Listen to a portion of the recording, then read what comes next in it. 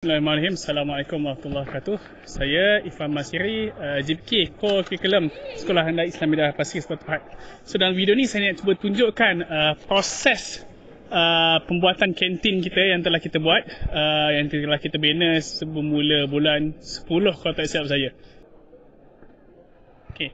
So kita tengok di belakang ni kita punya kantin. Keluasan dia lebih kurang dalam 18 meter panjang dan lebar 16 meter.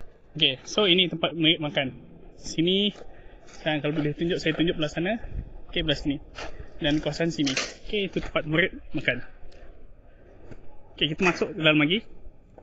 Di sini merupakan tempat mesyuarat untuk daripada kantin Sinaga.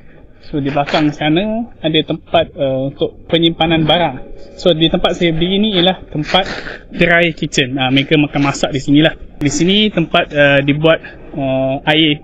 Sini pula ialah tempat makan burung.